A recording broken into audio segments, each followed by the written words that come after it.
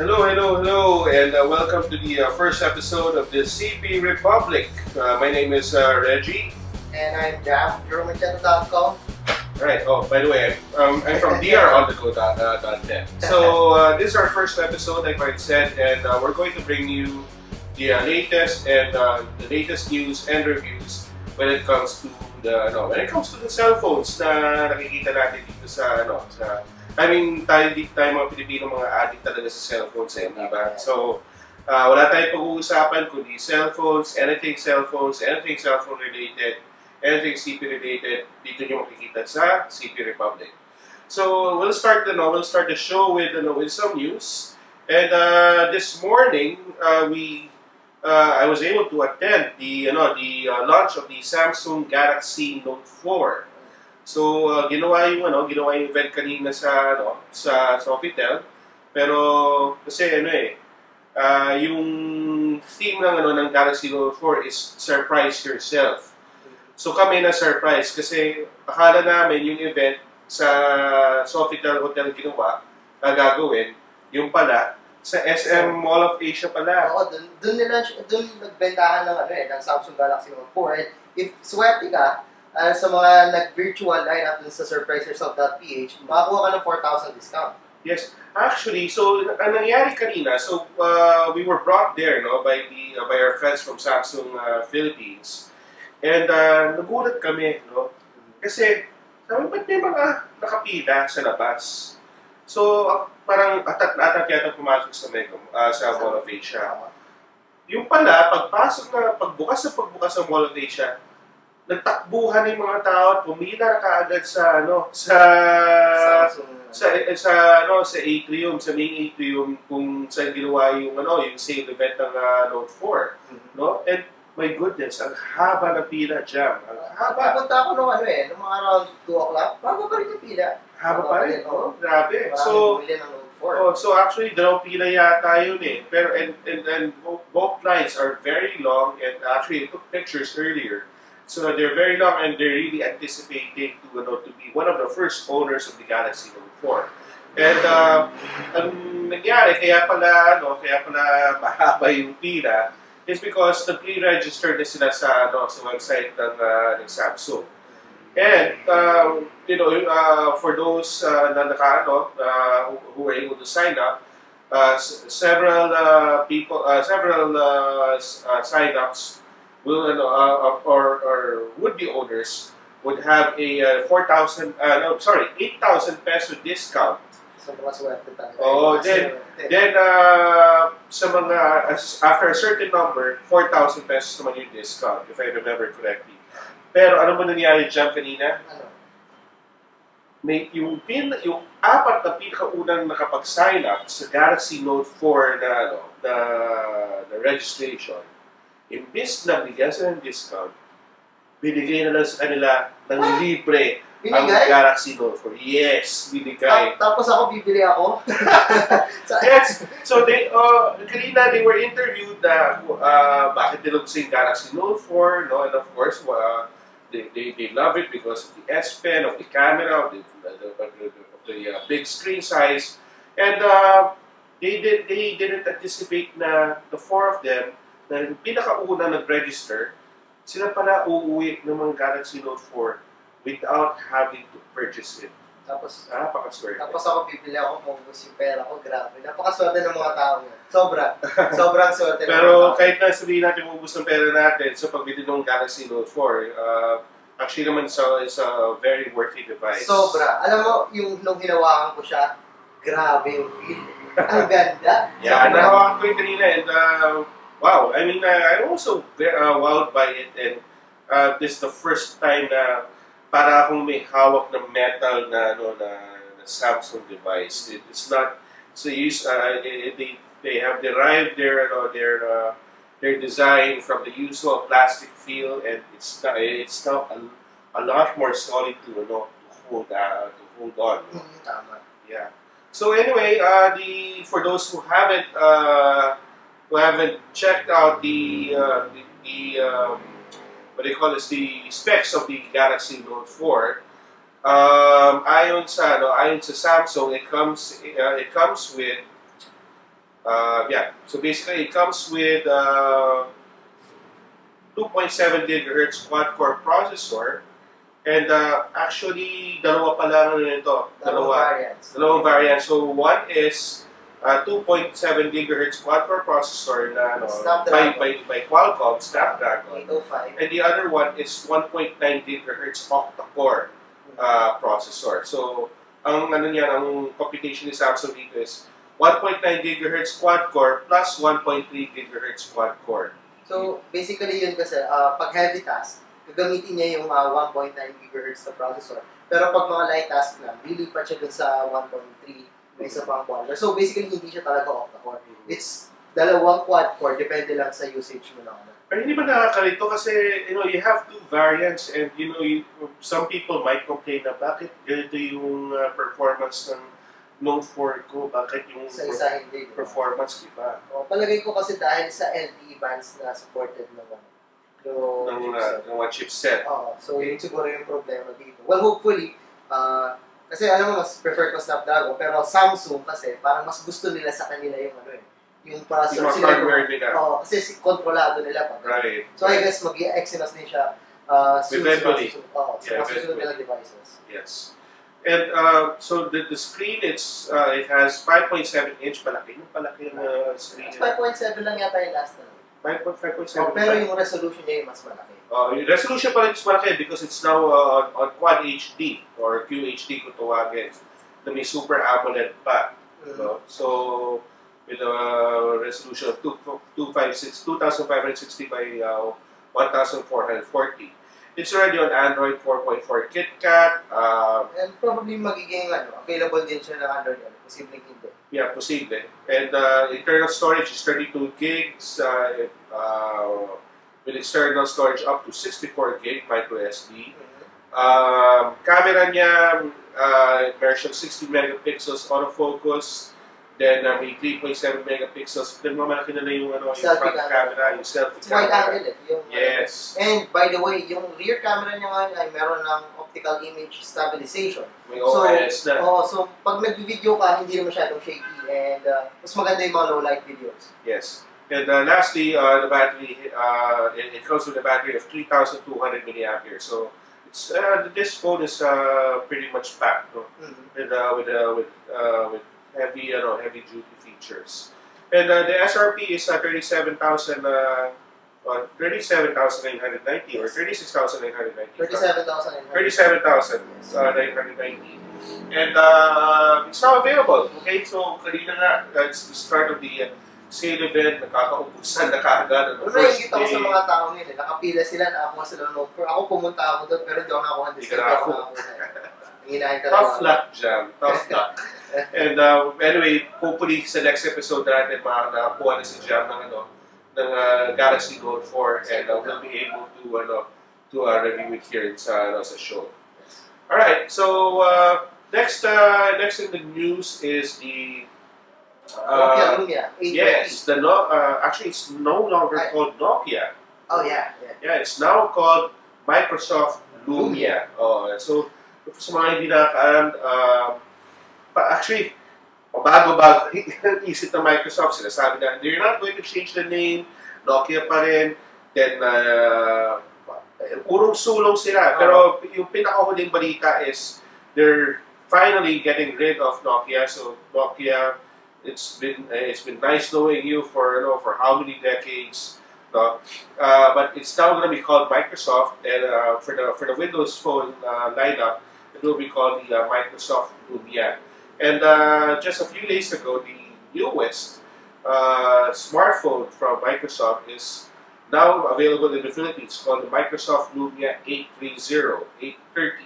So tawag nila dun is affordable flagship daw. The affordable flagship. Their current flagship is the Lumia 930. Yes. But they now have the Lumia 830, which is actually packed with very good features, but made more affordable. So, kasi 930, magkano ba? Medyo 30,000. Almost that amount, no? But the 830 is it's actually a lot cheaper than that. We'll get to the price. So it has a 10 megapixel pure view camera with Zeiss optics, and may wireless charging din siya, no? Just like the just like the 930. Processor 1.2 gigahertz quad core. Snapdragon 400. So all the most of the Windows phones ngayon by Microsoft are now on quad core. And merong 16 gig of storage. 16 gig of storage. So it's ready available, and I'm sorry, the screen size pala is 5 inches. HD, 5-inch HD. HD pa. See? So the price of this one, actually, it's supposed to be priced at 21,000. 21,000? Or 20,990. But on the day that the Lumia A30 was announced, binabaan pa nila yung presyo at ginawa nilang 18,990. So, you want a piece of, you want to have a piece of history, the first Microsoft Lumia device. Pero alam ko, Nokia logo pa yata. And then, Nokia logo. So, the last Nokia phone that you'll be able to get, no? And you'll be able to experience the awesome, very awesome features of Windows Phone 8.1 at for only 18,990. It's already available in the stores nationwide. All right, next in the news is Gionee. Yes, Gionee Concept Store. So, yung Gionee Concept Store sa SM Mega Mall has finally grand opening na, and Reggie was one of the luckiest guy na nakapag-picture kay Ellen Adarna. Unfortunately, wala ako doon. And doon sa Gionee Concept Store sa SM Mega Mall, marami kayo makikita ng devices doon like the Gionee 11S 5.5 and even the recently na-launch na Gionee G5, G5. So, which is pag-uusapan natin later. Yes, pag-uusapan natin later yung Gionee G5, G5. And yung pinahanap niyo yung Gionee Concept Store sa SM Mega Mall, nandun po siya Cyber Zone, dating lugar ng Asus, right? Asus. Yes, actually nasa gitna siya. Nasa gitna. So, madaling hanapin. Sobrang daling hanapin ng Gionee Concept Store. And so, kung gusto nyo masubukan yung mga gusto nyo i-test drive yung mga phones nila, nandun yung S5.5, the world's slimmest smartphone. Yes. Ito nga yung pinakabago nila, yung G5, the G-Pad, which they launched the other day, plus the E7 Mini, which they also launched the other day. All those demo units are available, and they welcome everybody to their store. Very helpful yung mga staff nila. So, huwag kayo mahiya, punta kayo sa store and go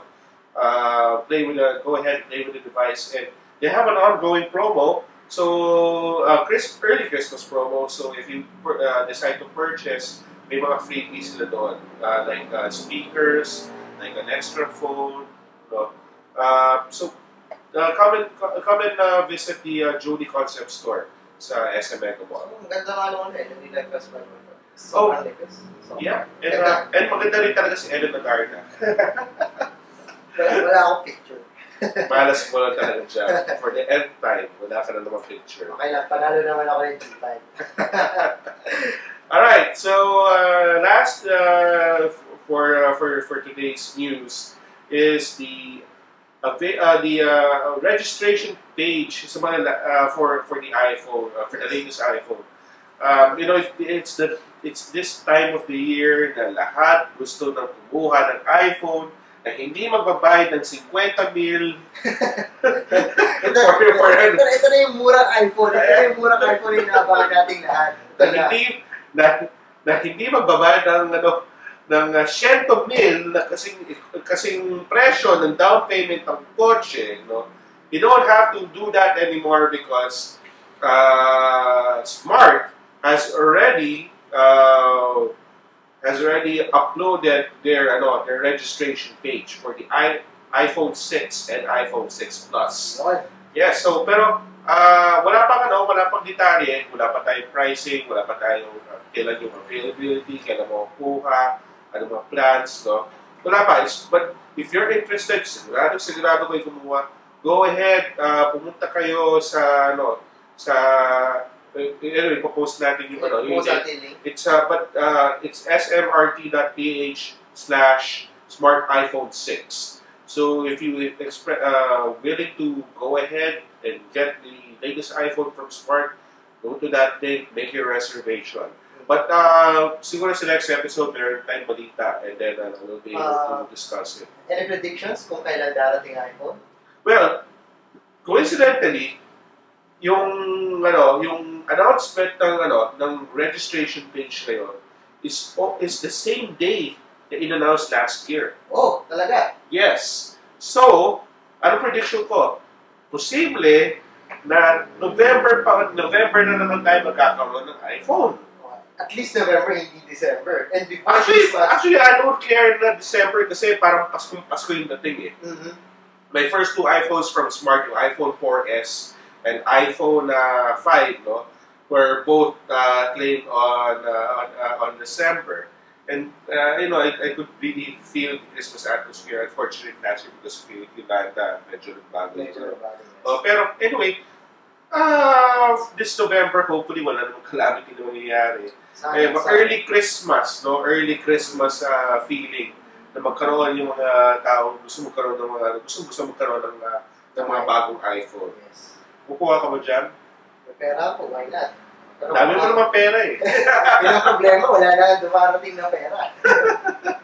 So yan, abangan na lang natin yung panibagong balita sa iPhone sa next episode natin. Alright, so welcome back to the CP Republic, and this is our review section. So every episode of the CP Republic, meron tayo mga i-review na mga mobile phones. So for today's episode, we're going to review the Cherry Mobile Alpha Lux Windows Phone.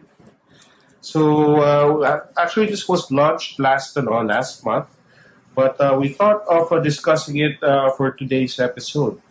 And it's because we feel na may mga ibang tao naguguluhan pa Windows Phone. So, and actually, ito yung isa sa pinaka-hottest na Windows Phone ngayon sa bansa. Yeah, it certainly is because of its price and looks and price actually, no? Looks and price. Para sa kanya specs, napakaganda nung price niya, which is at 5,000 pesos. Right. So the Alpha Lux has a 5-inch HD IPS display, a quad-core Snapdragon 200 processor. There's an 8 GB of internal storage. It's 8 megapixel camera, tama ba? 8 megapixel camera. It has 8 megapixels. Yes. What else? Ano ba? We have micro SD card slot. And up to 32 gig. Yes, yun. 2,000 milliamps of battery, and it's Windows Phone 8.1, so latest Windows Phone version siya. Right. So, so ito yung itsura ng Alpha Lux. As you can see, this is what they call itong home screen na to, they call it live tiles. Yes. So, and unlike yung mga nakikita natin sa Android, yung sa iOS, sa iPhone, icons lang nakikita natin ng mga applications. Tapos sa Android naman, may mga widgets that you can save, that you can adjust on the phone screen aside from shortcuts to the applications. Some may application, most of them may application drawer pa. When you go to programs, when you go to the app drawer, makikita mo doon lahat ng mga applications na naka-install sa phone ninyo. Now, for live tiles, basically, yung makikita niyo sa home screen, ito din yung parang shortcuts. It's either the shortcut or mga shortcut ng mga useful info like the weather, like stock news or the latest headlines. Nag-aano siya. It's nakikita ko gumagalaw siya mag-isa. Nag-update din siya mag-isa as long as you're connected to the internet.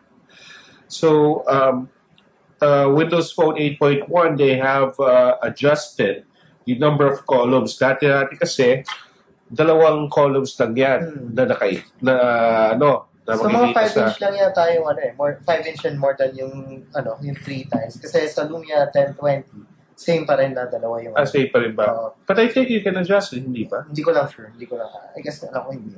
Yeah. Well, anyway, so ngayon in the case of the Alpha Lux, 3 na yung columns niya, so mas marami ka makikita sa home screen mo. And excuse me. So you can adjust the light task. Like for example, if I long press on one of the tiles, you can make it smaller, or you can make it bigger, or you can balik sa dati. If you want to remove it, you just press this unpin button, and it will be removed from your home screen.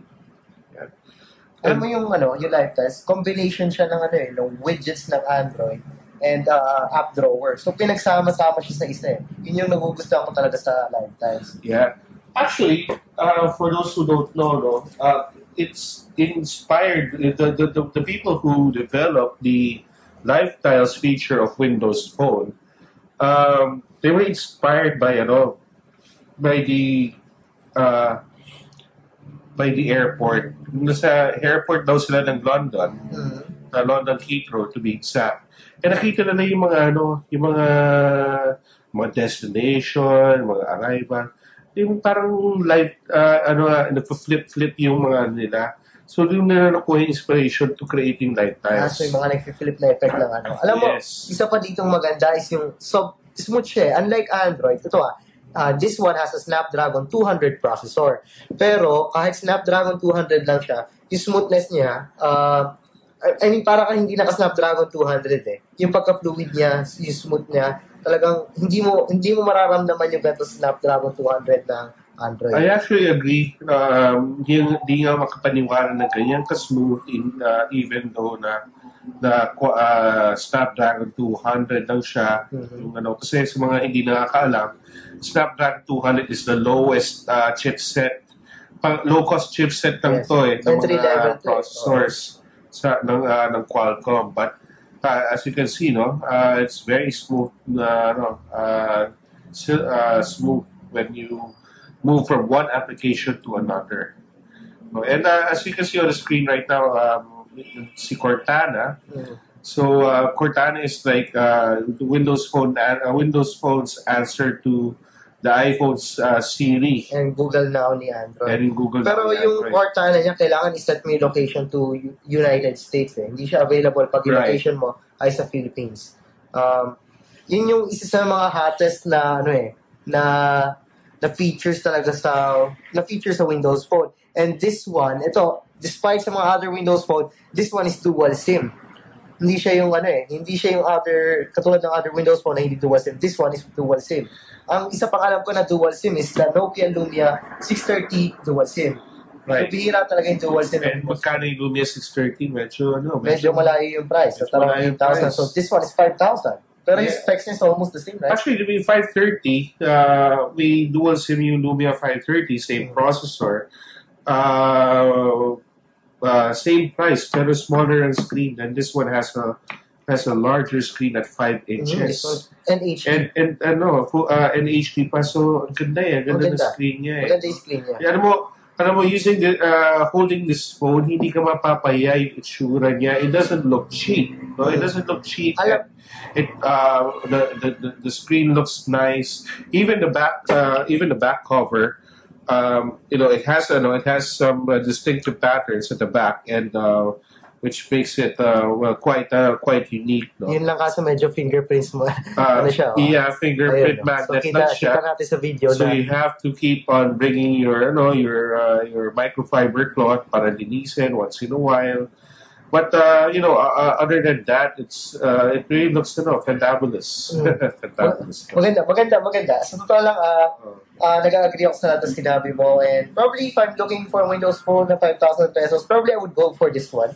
Kasi HD screen, quad-core processor, katapat nito is Nokia Lumia 530 which has a WVGA display and a smaller display and smaller resolution. Pero this one is better display.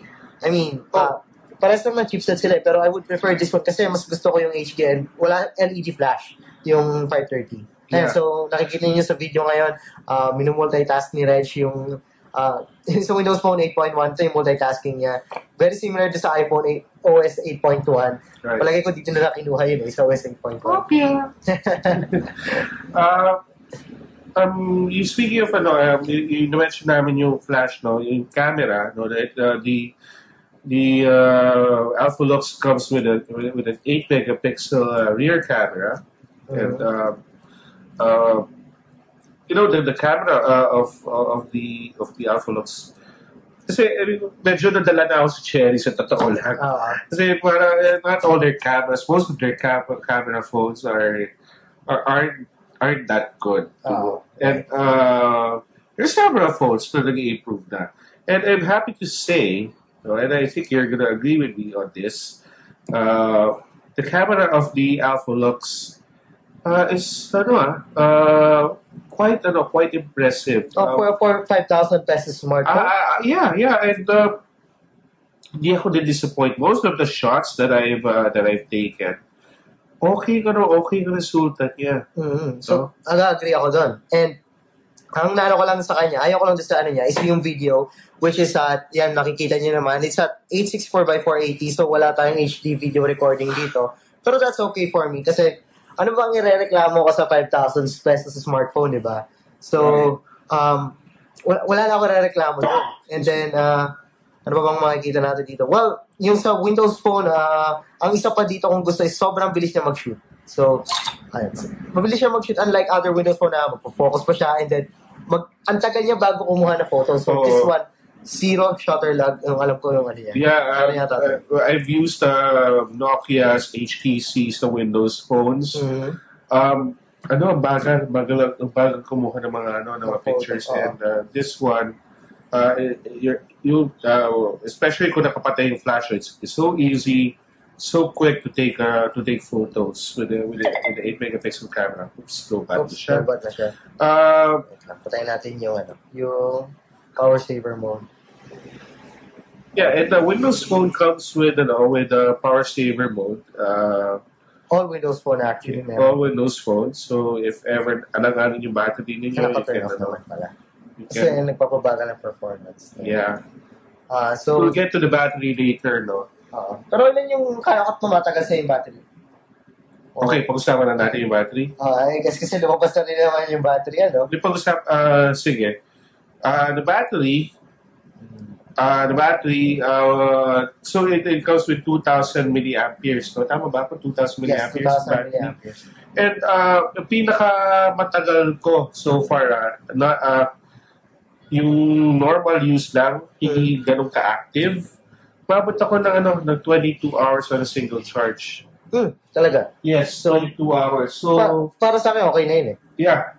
Naka-power saver? Naka-power saver? Hindi ako nagpa-power saver. Hindi pa naka-power saver yun. Kasi yung power saver, medyo malaki pa yung mag-save mo sa battery nun eh. Yes. So, kasi kahit na may power saver, it's not my habit to use a power saver. Gusto ko, I'm able to maximize my phone all the time.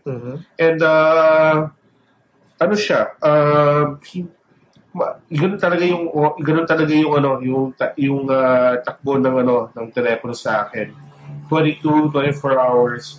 Pag super busy talaga, marami akong tinatawagan, marami akong check sa Facebook, yung di mapakaling daliri ko sa Instagram.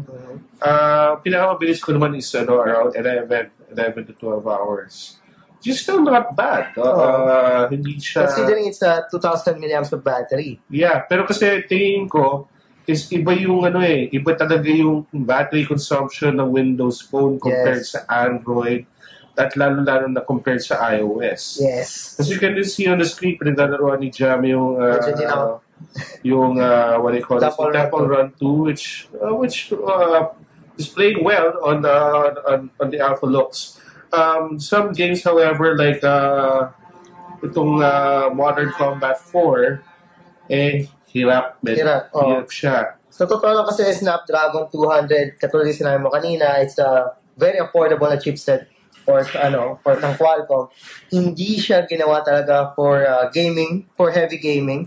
I guess kung gusto mo na heavy gaming, get a Windows Phone with a Snapdragon 400 processor or nasa mission na tayo. Snapdragon 400 processor or Snapdragon 200. And then, so naglo-loading lang yung what do you call this? Modern Combat 4 sa Alphalox. Medyo matagal na mag-loading sa totoo lang eh. Yeah, matagal lang. Matagal siya mag-loading. So touchscreen to continue. Again, this one has the Snapdragon 200 processor. It's a quad-core Snapdragon 200 processor and there's a gig of RAM. Yan, so makikita nyo dito yung... Actually, halos pareho yung specs niya with the Alpha Style. Mm-hmm. Except that the Alpha Style has a smaller screen and the RAM is at 512 MB instead of 1 gig of RAM.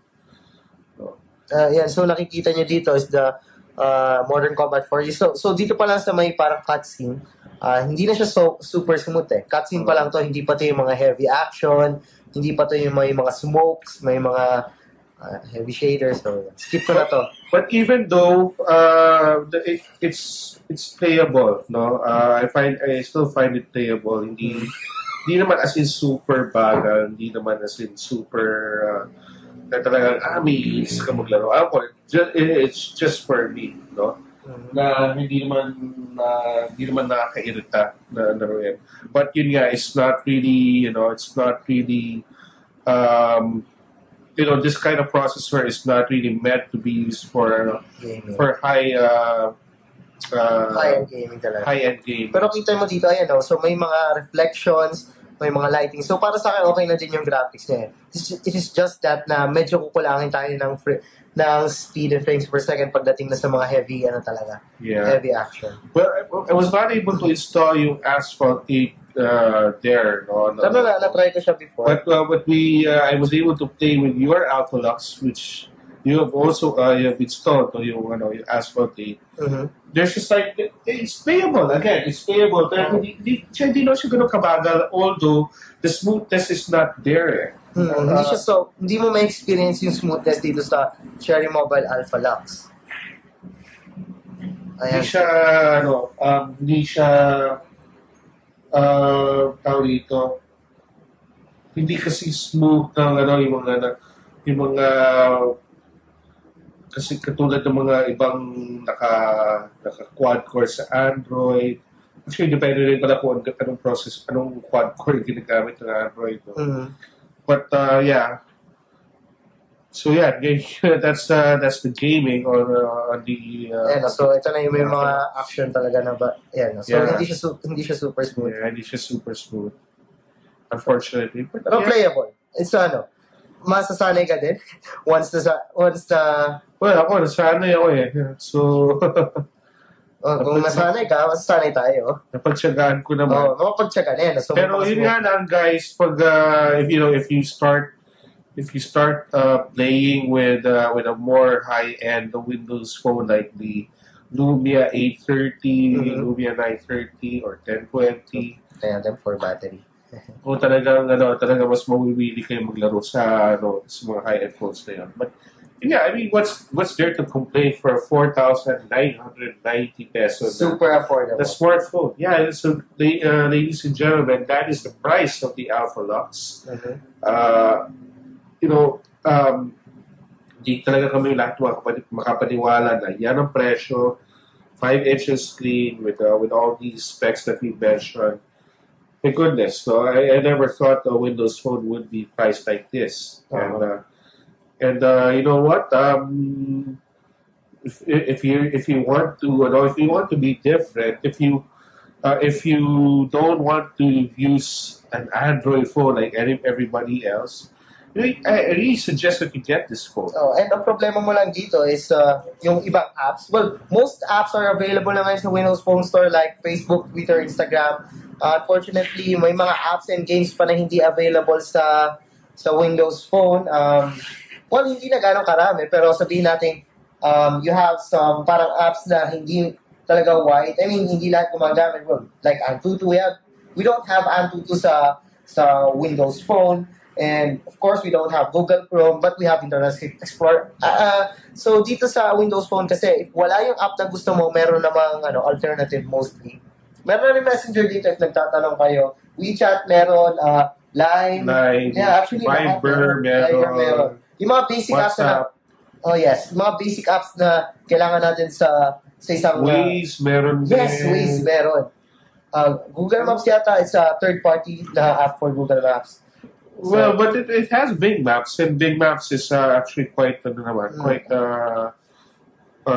quite accurate when it comes to And here Maps yata lang ko available din sa Windows Phone, even if not I think so. Yes, I haven't installed it though, so hindi ako sure. But and since it's Windows Phone, it comes with Office. Yes. So yung Office. Normally, ito yung nahanap ninyo, na kailangan pa-install. Ito, built-in na, wala na kayong bibili na, wala na kayong babayaran na license fee. And if connected pa, so may pa nga kasi siya So, meron nga kayong OneDrive. Pwede mo nang i-open directly sa Office app. Kasi connected yung OneDrive sa Office app. And even OneNote. Actually, one of my favorite apps sa Microsoft is OneNote. So, available din ang OneNote dito. Ang medyo problemahin nyo lang if you're attached to Google applications. Kasi pag Google applications, mostly wala dito sa Windows Phone. Yeah, pero you know what? The Windows Phone platform will continue to improve. Yes. It's only a couple of years old or 3 years old. Pero ang bilis din ng development ng mga apps niya. So, ganun din naman nangyari sa Android. Hindi naman lahat ng apps sa iPhone, meron sa Android, pero ngayon, humahabol na, di ba? And ang isa pa, hahabol din yung sa Windows Phone. Yes. And isa pa dito is, yung Windows Phone is now available sa mga OEMs. So, mas magiging wide na yung availability talaga ng Windows Phone. Look at Cherry Mobile, nakakuha na sila. So, susunod-sunod na yan. So, possibly, magkakameron ng ibang brands ng Windows Phone. So, yan. Ano pa bang pagkulang natin? Battery life, nasabi na, di ba? Yeah, battery life, nasabi na. So, display, yes. Ako, recommend ko siya. Ikaw, would you recommend it? I would recommend it if you're looking for a Windows Phone. Pero siguro if you're looking for apps, siguro na mostly mga nilalaro mo. Mahilig ka sa games, mostly kasi baka wala dito sa Windows Phone. Ang isa pinakakilalang games na hinahanap na lahat is NBA 2K14. And unfortunately, wala dito sa Cherry Mobile Alpha Lux. So yun, I would recommend it pa rin kasi sarap niya gamitin. Sobra. Sarap niya gamitin. Okay, so that's the Cherry Mobile Alpha Lux, everybody. And again, the SRP is 4,990 pesos. It's already available in all Cherry Mobile concept stores, kiosk, and as well as your favorite mobile phone dealers. Mm-hmm. And we're back. So, ito yung last segment namin of the show is called simply a Q&A lang. And everybody is encouraged to send in their questions about cell phones, about terminologies, or yung mga how-tos, or basically any questions. Or baka ma-feature natin yung mga mga trivias nila about sa mga smartphones. Yeah, so let's discuss yung mga for example we call this yung natuturo pa ako dati sa mga salespersons before ng mga cellphones, yung mga bands, yung mga before nauso yung mga 3G. Nauso yung tanungan na ano ba yung band ng phone mo? Ano ilang bands ng phone mo? So, merong dual band, merong tri-band, merong quad band. Now, yung dual band, ito yung pinaka-popular. Dual band is dual band is yung uso in in the Middle East and Asia. So, if ang cellphone mo ay dual band, ibig sabihin, pwede siya gumana within Middle East, Asia, and actually kasama din ng Europe. So, when I say Asia, ibig sabihin kasama yung Pilipinas. Okay? And if you go to Hong Kong, gagana pa rin yung phone mo. Gagana pa rin yung phone mo sa Hong Kong. Or sa China, or sa India, or sa Europe, like Greece or wherever. Now, kung tri-band naman, tri-band means you'll be able to use the phone in certain parts of the US. Will you be able to use a dual-band phone sa US? Unfortunately, hindi pwede. Kasi sabi ko nga, dual-band phone pwede lang sa mga countries within Europe, Middle East, and Asia. Pero ang tri-band, kung meron ka tri-band phone, pwede ba gamitin sa mga Europe, Middle East, Asia? Pwede. Oo, pwede yon. Lastly is quad band. And quad band is, ibig sabihin, majority ng area sa US, pwede mo magamit yung cellphone mo. And usually, pag sinabing quad band, ibig sabihin, magagamit mo yung 850 band, which is usually ginagamit ng AT&T.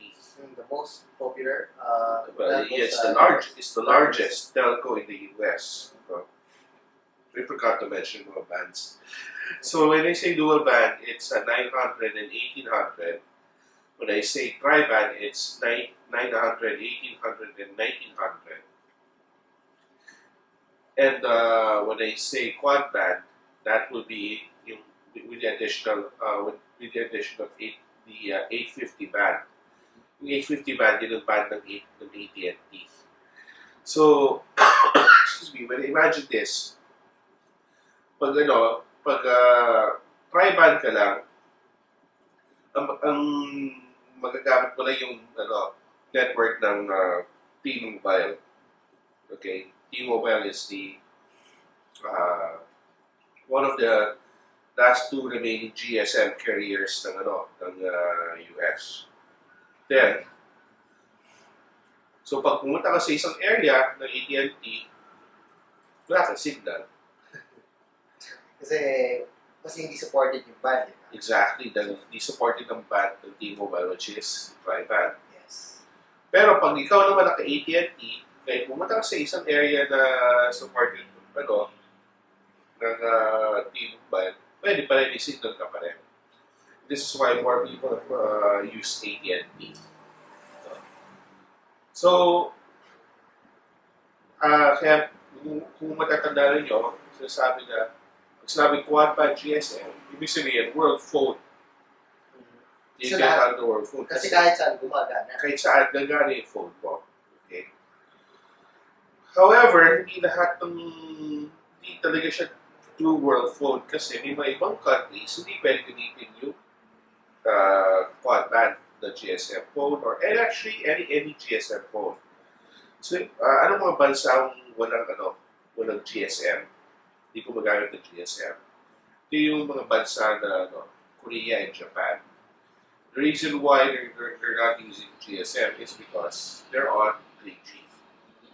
So, kung ang telepono mo may 3G, pwede mo magamit sa Japan or pwede mo magamit sa Korea. Pero as much as hanggang pare, kailangan maraming supported na bands ang 3G yung phone mo. Kasi kung hindi lang isang band, maraming bands para mas maraming areas mo support. Hindi lang isang area lang, hindi lang dalawang area lang sa Japan or Korea, but maraming pang areas. So kung dual band naman yung, if your phone supports 2 or 3, so if your 3G phone supports more than one band, chances are you'll be able to use it and in more areas. Anything. Anyway, yun. So, yun ang storya ng mga different bands of different floats. You know. So, if you have questions nung makikita niyo sa phone, just send us a tweet at the CP Republic sa Twitter. And you can also send us an email at the cprepublic@gmail.com. CP Republic. Meron ng CP Republic. Then the CP. The CP Republic. Yeah, paki-search kasi may The CP Republic. See? Yeah. So, doon tayo sa The Okay. CP Republic. So, Don't forget the makikita niyo sa screen. Hindi mo nagkakamali. Alright, so that's all for our first episode. And hopefully next episode will be a lot better. Wala na ako sakit. Hopefully may note for na din ako. Oh, yeah. Sana huwag mo wala yung pera. Yes. Sana may note for that sa Jam. So I hope you guys enjoy your watching our first episode, and we really want this show to succeed. If you if you have any suggestions, just feel free to write us an email or tweet us, and we'll be able to read your suggestions. Right. So Jam, thank you, and Thank you then. see you next week's next episode. Next episode. The CP Republic. Okay. Bye.